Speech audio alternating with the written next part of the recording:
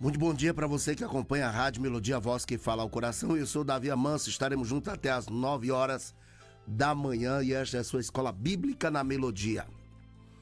Eu quero aproveitar e lembrar a você que nós temos uma lição importante hoje para tratar, que é a lição número 7. Uma igreja que não teme a perseguição. Mas o comentarista José Gonçalves estava se referindo à igreja do primeiro século para falar sobre nós. Ou seja, aquela igreja não temia a perseguição, então o verbo está no passado. Agora a pergunta que se impõe é: e nós temos medo da perseguição, ainda que velada e não declarada? Nós temos medo da perseguição? E aí eu quero lembrar a você que o objetivo não é partir para o confronto, em hipótese alguma. Até porque a igreja do primeiro século não fazia isto. Nós temos na história alguns momentos, inclusive, que não é para comemorar. Não é. Esses momentos que não são de nenhuma maneira para comemorarmos, de cristãos que se sublevaram. Nós temos inclusive a história de um teólogo renomado, Dietrich Bonhoeffer, que resolveu investir contra Hitler, alegando que aquele homem estava sendo usado pelo diabo e que ele precisava parar Hitler. Dietrich Bonhoeffer é um teólogo que tem livros escritos, inclusive, e ele resolve matar Hitler. Só que quem morreu foi ele. Veja você que Paulo apóstolo em nenhum momento desejou matar o imperador de Roma, nem tampouco o governador, nem o rei Agripas. Não. Em nenhum momento Paulo apóstolo tentou matar alguém do Sinédrio. Não, Paulo simplesmente era firme naquilo que acreditava. Naquilo que ele acreditava, ele não negociava, não abria mão. Porém, em nenhum momento ele investia contra as autoridades de forma humana, mas usando as armas espirituais, até porque ele mesmo escreveu à igreja em Éfeso que a nossa luta não é contra a carne, nem contra o sangue. Eu preciso fazer essa observação aqui, para que essa lição de hoje, que tem como primeiro tópico uma igreja perseguida, depois uma igreja protegida no segundo tópico, para que ninguém pensando que, quando no segundo tópico fala que nós somos uma igreja protegida e no terceiro tópico uma igreja destemida, não saia por aí enfrentando autoridades, porque isto não é bíblico. Tal comportamento não é bíblico. Lembremos o que o mestre falou para Pedro quando desferiu um golpe num soldado romano. Ele disse: coloca essa espada na bainha. Quem com ferro fere, com ele será ferido. E você há de convir comigo que Jesus Cristo liderou homens que vinham de uma militância de esquerda, faziam parte de grupos de essênios, zelotes, que eram partidos de esquerda, mas Jesus Cristo, ele não alimentou em nenhum momento o ódio, não. Ele veio governar em amor. E isso, inclusive, foi colocado na conta dele como se ele tivesse fazendo algum tipo de insurreição, mas Jesus Cristo não fez isto, né? Embora tenham colocado na conta dele que ele estava praticando algum tipo de subversão. Jesus Cristo, ele mesmo disse: o meu reino não é deste mundo. Agora, é inevitável que a mentira sinta incômodo quando a verdade chega. E quando a verdade chegava em qualquer lugar, a mentira se sentia mal. E era o que acontecia. Então, Pedro, apóstolo, depois de cheio do Espírito Santo, agora tinha coragem para morrer e não para matar. E eu quero aproveitar e lembrar para você que nós evangélicos podemos ser firmes naquilo que acreditamos, sem, contudo, usar a força, a violência ou qualquer tipo de postura agressiva. Não devemos ser apáticos na nossa fé, mas também não devemos ser antipáticos naquilo que acreditamos. Eu quero aproveitar e trazer para você aqui o texto áureo da lição de hoje. O texto áureo, nós estamos aqui com a lição número 7, para você que chegou agora. Lição número 7, hoje é 17 de agosto de 2025. O título da lição de hoje é Uma Igreja que não teme a perseguição. Uma igreja que não teme a perseguição. Ele certamente conjugou para o presente para falar sobre nós, porque a igreja do primeiro século não temia, não é? Texto áureo. Porém, respondendo Pedro e os apóstolos disseram: mais importa obedecer a Deus do que aos homens. Capítulo 5, versículo 29. Então, Pedro está fazendo apenas uma escolha: obedecer a Deus. Ou seja, ele tinha duas opções: obedecer a Deus ou aos homens.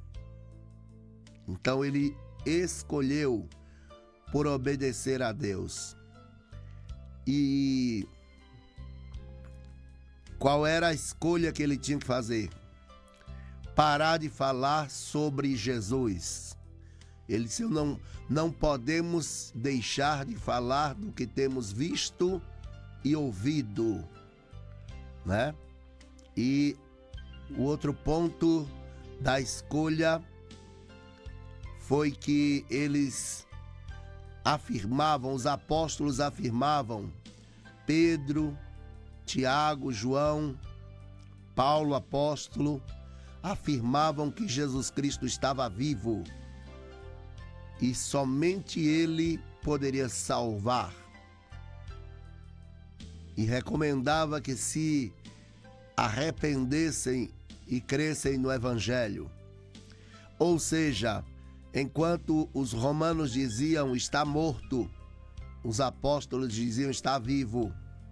Ele ressuscitou.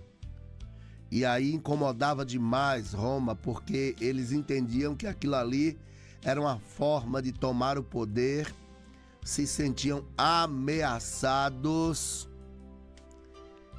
e é como se eles tivessem matado um homem e agora, para eles, não é? Porque Jesus Cristo estava vivo. Ele está vivo, estava e sempre esteve. Para eles era como se o fantasma de um homem que eles mataram tivesse voltado para assombrar eles.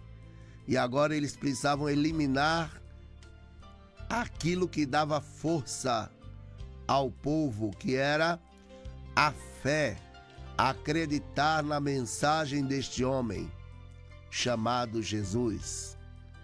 Porque ele vai para o céu, mas deixa seguidores que deram continuidade, né?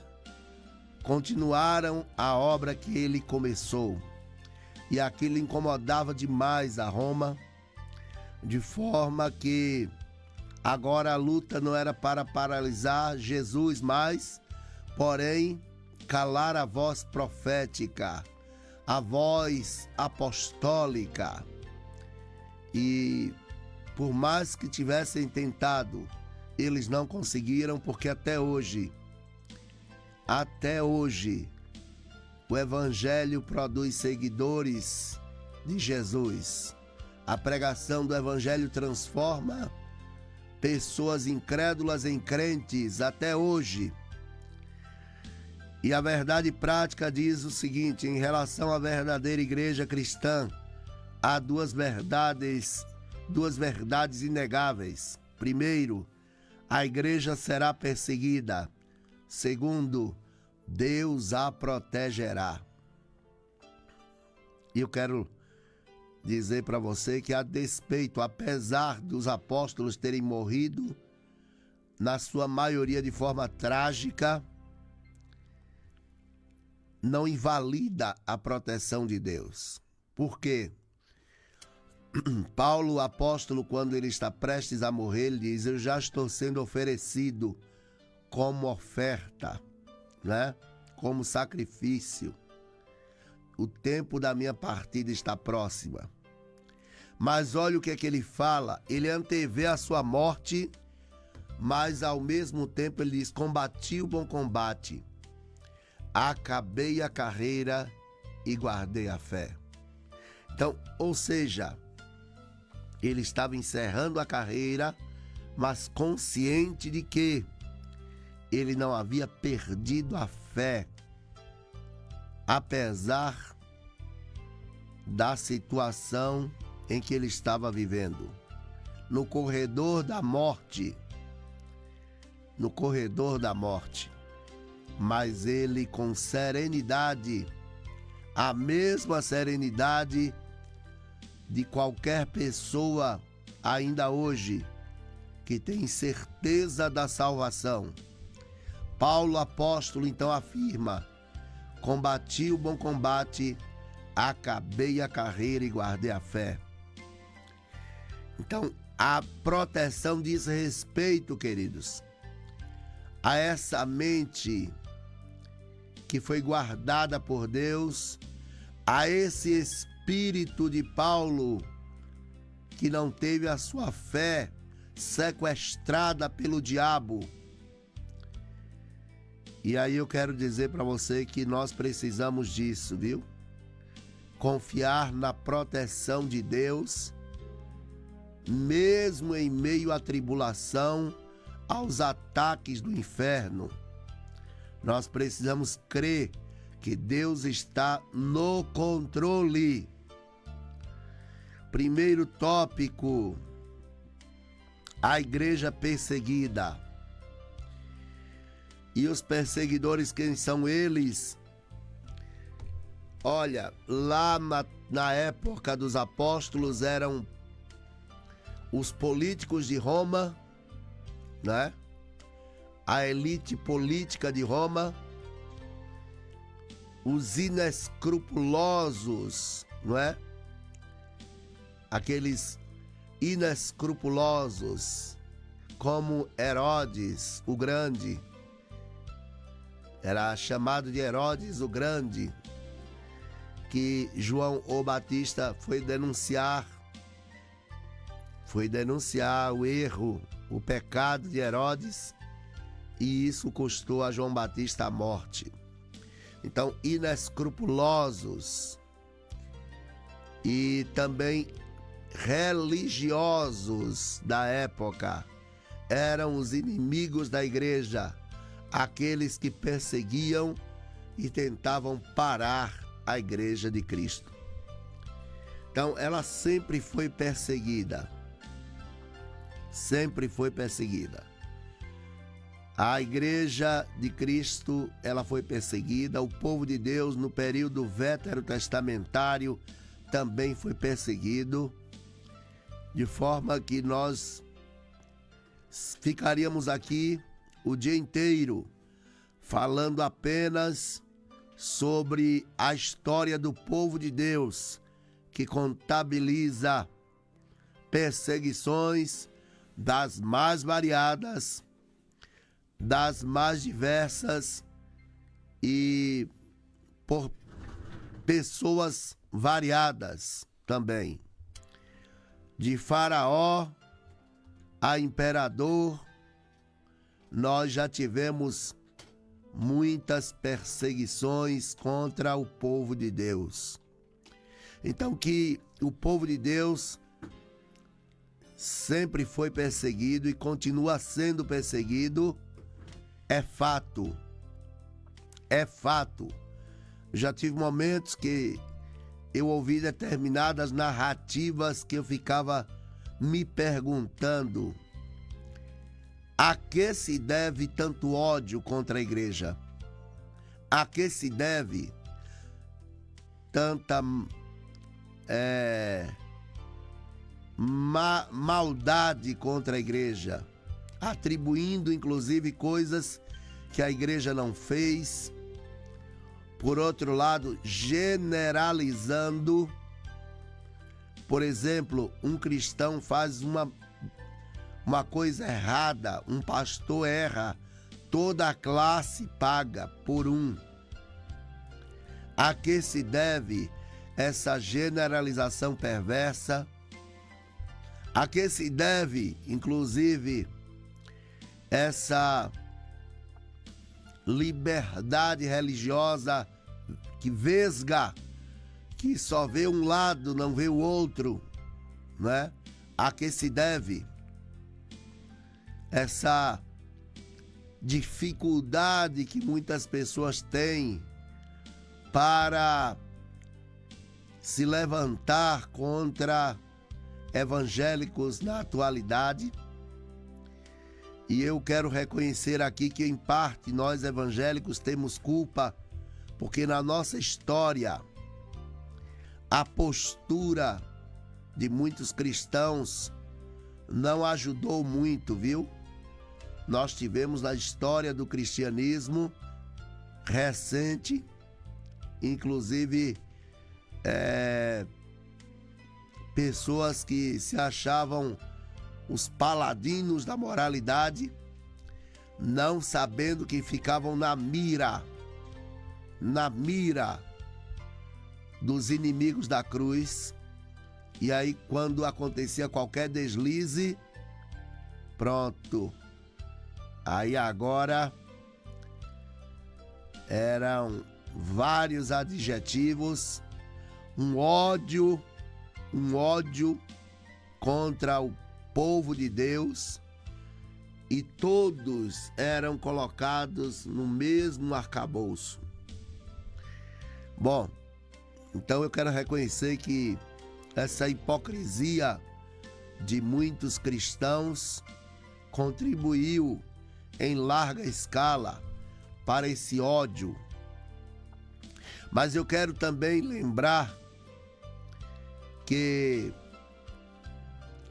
está escrito que o Deus desse século cegou o entendimento das pessoas para que não vejam a verdade, não é? Então, por outro lado, nós temos o ódio do adversário, um ódio implacável contra o ser humano. E quero alertar você que está me ouvindo agora: informe para quem não é cristão que ela não escapa desse ódio do inimigo, viu?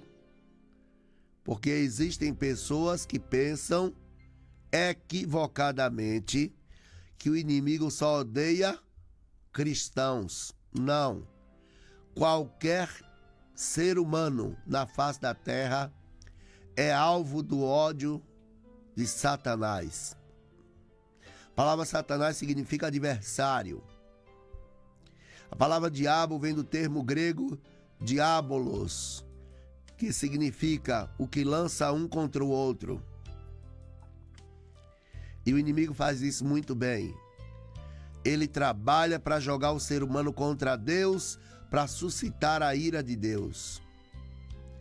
Mas é ódio mesmo contra qualquer ser humano. Primeiro, porque você foi feito à imagem e semelhança de Deus.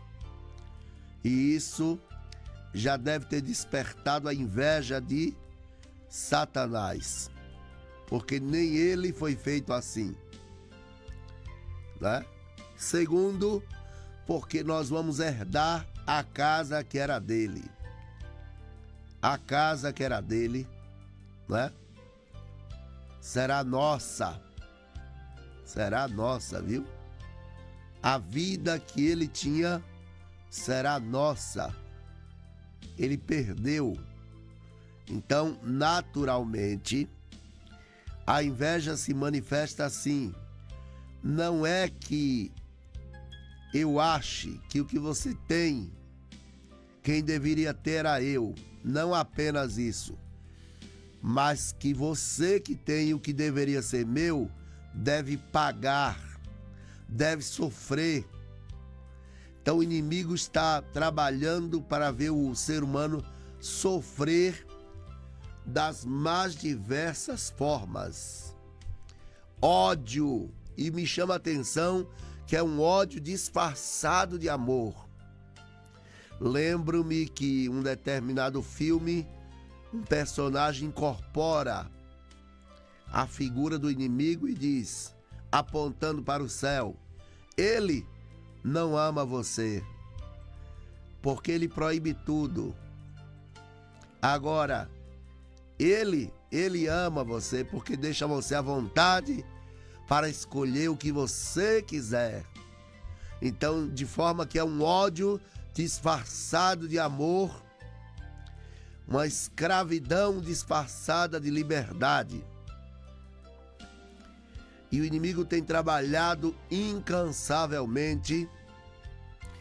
Cada dia que passa surge uma loucura diferente na sociedade. E eu fico imaginando sobre uma expressão que eu ouvi a semana passada. O irmão Beto, lá da Igreja Batista da Palavra, ele disse, o mal está fazendo sucesso. É o sucesso do mal. E de fato, o mal não está prevalecendo, viu? Alguém me perguntou um dia, mas se tem mais gente indo para o inferno e muito menos indo para o paraíso, então Satanás não está ganhando não, Davi? Eu falei, o importante não é quanto se ganha, mas é como se ganha. Satanás domina. Jesus Cristo veio para libertar os cativos. A vida com Deus pressupõe liberdade. Paulo apóstolo diz que foi para a liberdade que Cristo nos chamou. Então, enquanto o inimigo domina, Deus ele liberta. Entretanto, eu quero lembrar a você que nós não ignoramos os ardis do inimigo. Nós não ignoramos. A cada dia que passa, a humanidade tentando preencher o vazio que só pode ser preenchido por Deus, atrai novos desejos, inventam novos artifícios para resolver o problema da alma. E aí eu quero lembrar a você que essa vida com o inimigo, que é uma vida de ilusão, ao contrário da vida com Deus, é um convite à realidade. A vida com Deus é um convite à realidade. Você está sofrendo, não negue o sofrimento. Não venha com aquela conversa, pare de sofrer, não. Sofra. Agora sofra com a cabeça erguida e com a certeza de que Deus está contigo. Irmã Zilmar Cazé, bom dia, pastor Davi Amâncio, Deus abençoe o senhor, sua família e seu ministério enriquecedor. para a glória de Deus, em nome de Jesus. Irmã Zilmar, como é bom esse retorno que você nos dá. É bom saber que você está conosco nesta manhã. É bom saber que você está do outro lado aí nos acompanhando e participando, viu? Você pode perguntar, complementar o assunto, questionar. Irmã Zilmar, vai o nosso abraço aí para você e para toda a sua família, viu? Pois a pior coisa que pode acontecer a um ser humano é ele ser entregue a si mesmo. É verdade. Verdade, verdade. Você está por conta própria. Imagine se Deus fala isso para alguém. A partir de hoje você está por conta própria. Como aconteceu lá em Sodoma, que Deus os entregou às suas paixões. Mudaram a verdade de Deus em mentira. E Deus os entregou às suas paixões. Não é? Realmente, irmã Zilmar, a irmã falou algo muito sério, porque quando a pessoa perde, né, esse amparo do Criador, não está mais sob a tutela do Deus Pai, então agora fica vulnerável a todo tipo de ataque do diabo e a produzir qualquer tipo de loucura. A pior coisa que pode acontecer a um ser humano é ele ser entregue a si mesmo. Essa frase, irmã Zilmar, se fosse dita por um filósofo e se fosse ateu, nas universidades da vida, né, do Brasil, poderia virar um chavão. Mas é uma cristã, uma serva de Deus que está falando, então não dá ibope, mas a verdade é essa aí. A verdade é essa que você traz, que tem amparo bíblico. Mudaram a verdade de Deus em mentira, então Deus os entregou às suas paixões. Ou seja, na época de Sodoma e Gomorra, eles estavam entregues a si mesmo e por isso produzindo todo tipo de abominação. E aí Paulo diz que o homem sem Deus vai de mal a pior, enganando e sendo enganado. Aí você tem reborn, você tem inclusive gente ganhando dinheiro, né, para aparecer na internet, falando bobagem. Um monte de imbecil motivado na internet. Você tem morango, você tem a chupeta de criança para adulto, você tem um monte de bobagem e o ser humano fica com um palhaço e Satanás só movimentando ele como se movimenta fantoches. Satanás trabalhando, orquestrando tudo isso. Que Deus tenha misericórdia, que Deus tenha misericórdia dessa geração alienada de Deus. Alienada de Deus. Que Deus tenha misericórdia. Vamos lá então, hoje eu vou ficando por aqui, prometendo voltar na próxima semana. Quero mandar um abraço para o Dr. Ebenezer Fagundes, meu amigo. E quero mandar um abraço para você que ficou comigo até agora. Irmã Marilange, fisioterapeuta profissional. Se você quer o contato dela, você vai ligar para este número aqui, viu? Este número aqui, eu já estou terminando. Este número aqui, grave bem. Esta fisioterapeuta eu recomendo, porque ela é especialista em traumatologia, viu? Pega esse número aqui e você vai entrar em contato 7798815 8410 7798815 8410. Você vai falar com o secretário da fisioterapeuta Marilange, que é o Luiz, que também é luthier, viu? É, da melhor qualidade. Fica aqui o nosso abraço para esse casal maravilhoso, casal abençoado. Fica o nosso abraço para você que ficou comigo até agora e lembre-se, breve Jesus voltará. Que Deus abençoe você e toda a sua família. Acerte com a gente.